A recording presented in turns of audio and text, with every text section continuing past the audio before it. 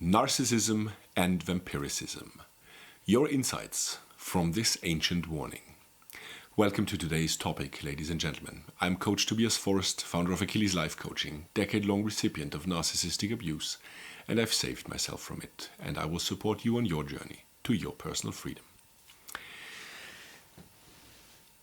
In former times, insights needed to be transported, transformed into stories in order to reach as big of a crowd as possible because of people being unable to read and to write. You needed stories with messages therein so people could learn more easily.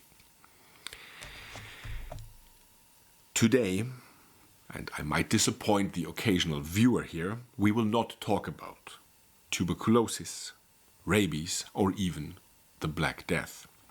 We will talk about something quite equally infectious, named narcissism, and what this has to do with vampirism, how there are messages and warnings encoded in vampirism about narcissism, and at the end of the video, you will have 4 key insights from vampirism-related stories that can be used for your particular situations with narcissists in your life.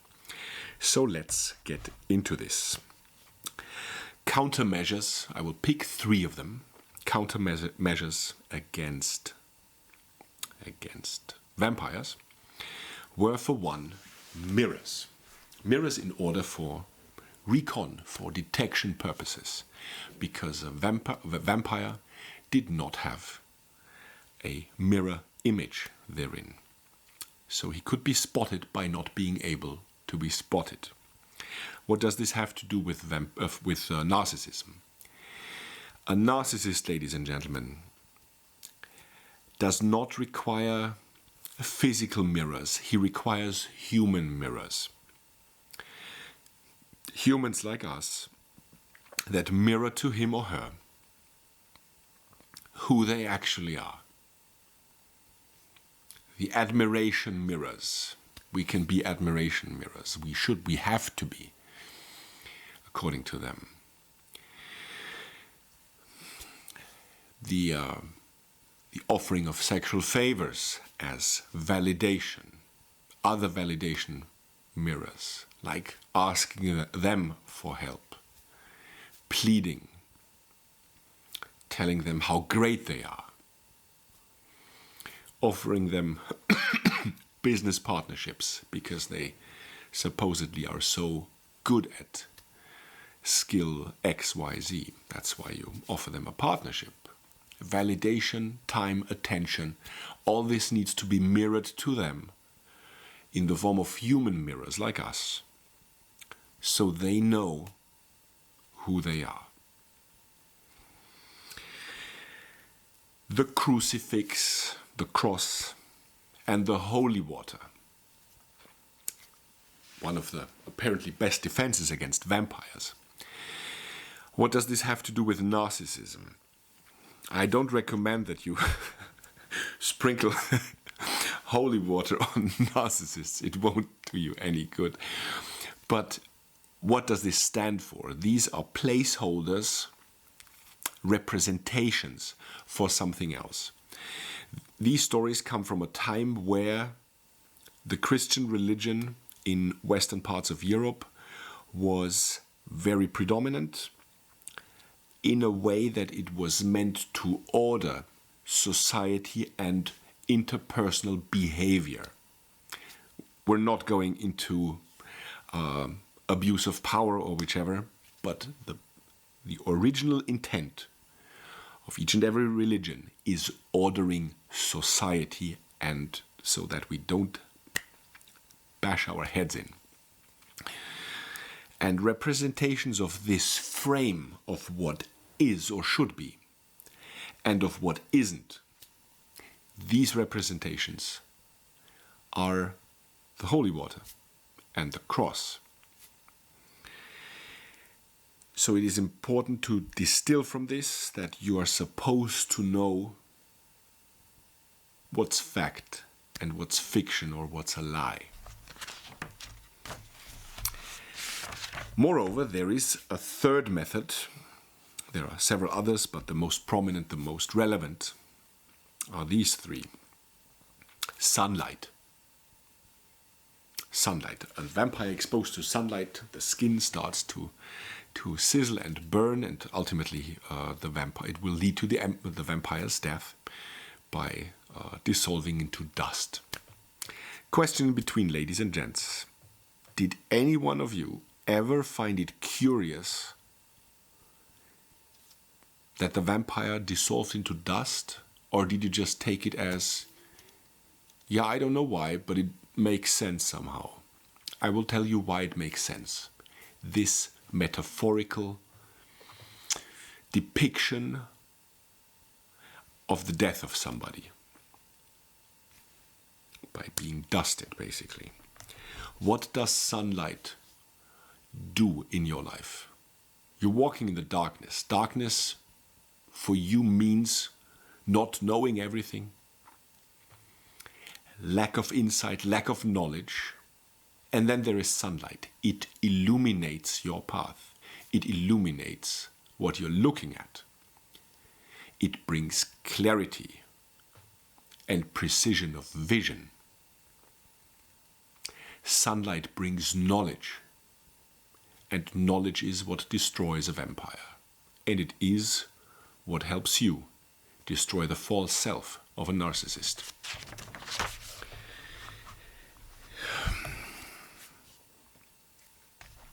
When it comes to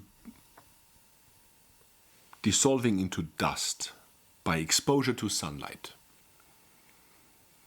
this is not all just my fantasies here, but I will use an example provided by Professor Sam Vaknin 2 years ago when he spoke to an audience in Budapest, Hungary. And I quote here, he tried to get into people's minds that what they are seeing when they look at him, that they're under a mass illusion. Mass delusion should be the correct word. Because they're looking at him and see somebody, they see a man of, as he puts it, reasonably good looking, making jokes, offering insights, talking eloquently. And this is where we go into quote land here. Quote, "There is nobody home. There is no person here. There is nobody here behind this lectern." He willingly offered the sunlight to them so that they saw that there was nothing more than dust. Knowledge is your power, ladies and gentlemen. So before we come to the 4 key insights I would like you to take away from this video today, let's tackle one more question. How does a vampire act? He can only siphon power and become stronger by using you. When he's standing at your door, he may only cross the threshold if you invite him to do so. If you say no, he remains powerless. He tries to lure you with promises of a literally wonderful life. Something more exquisite, adventurous, future-faked. And he will infect us over time if we don't see. He will infect us to become enablers and flying monkeys. He's capable of mirroring your deepest wishes and desires. He will conjure a mirage of everything you wanted to fall in love with. And what you fall in love with is just that, ladies and gentlemen. It is a mirage. It is fake. the man or the woman that you fell in love with never was real, is not real, and will never be real. That's why after breakup, when you see a narcissist that you had an intimate relationship some time ago, when you see them again, and you wonder, what did I fall in love with? I don't see it. And that is the perfect explanation for it. You don't see it at this point, after a few years or even months after the breakup, because at this point in time they are not mirroring you. You cannot see a mirage because this is not the mirage they're currently conjuring. There are different mirages for different people, the new supply among them.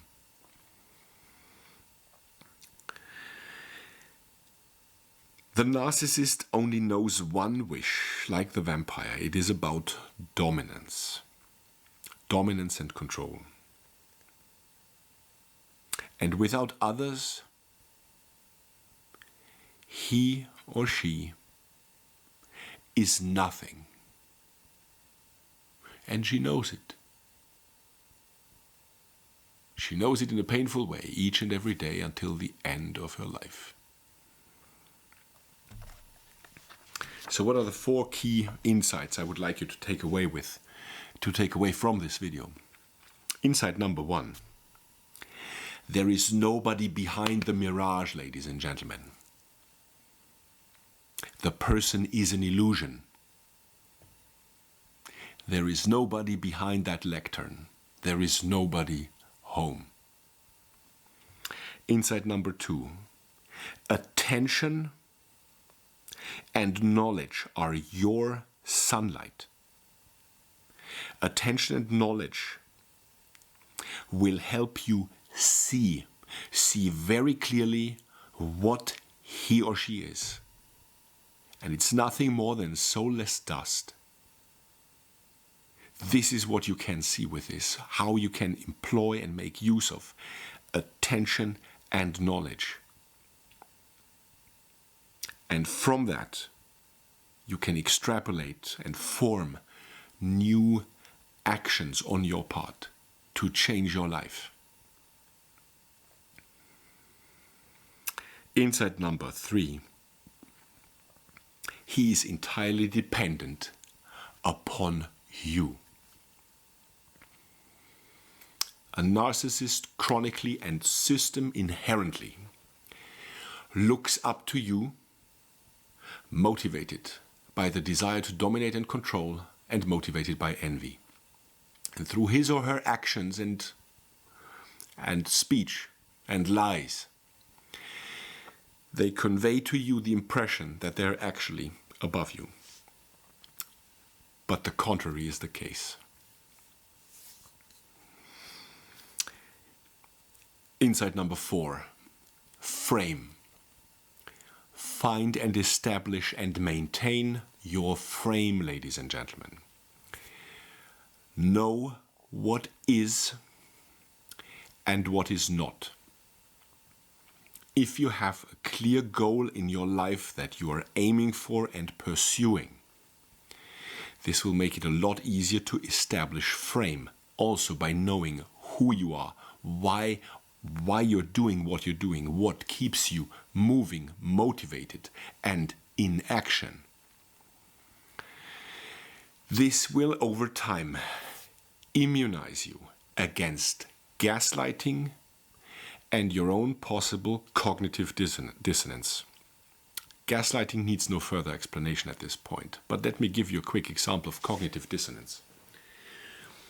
It is when you by yourself perceive circumstances or maybe an action, and it is in stark contrast and conflict with what your information in your brain collected over time before that action tells you what was going on and what wasn't. It sounds very, very intangible right now. Let me give you an example. I was dating a woman some time ago. And my young tomcat, Apollino, that some of you see in the videos when he's on the prowl again with a cables and stuff and looking into the camera. He had a very cordial relationship with her. He was always close to her. And so I saw him, I saw his head and paws at her knees from across the table. And all of a sudden, I saw something akin to a knee jerk by that woman. And Apollino, my tomcat, was standing half a meter closer to me.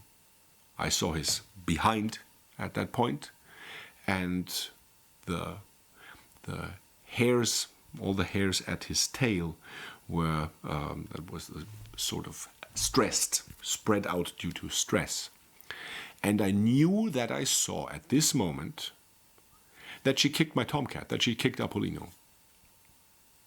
But in my mind, with everything that I saw in how they related to one another, this just couldn't be the case, now could it? It took me 1.5 days to work through my cognitive dissonance and realize, yes, she did kick him. And at that point I thought, one more time. One more time. It didn't come to that. I ended it a few days later, due to loads of other circumstances with high degrees of borderline and narcissism markers at the same time within the same person. When I saw behind the mask of the false self, with well-hidden narcissism markers, by the way, at first. So, ladies and gentlemen, to conclude, embrace your sunlight of knowledge and of seeing people for what they are, and learn to say no at the threshold of your door, and be your own hero, be your own heroine. Thanks for watching. I'll see you next time.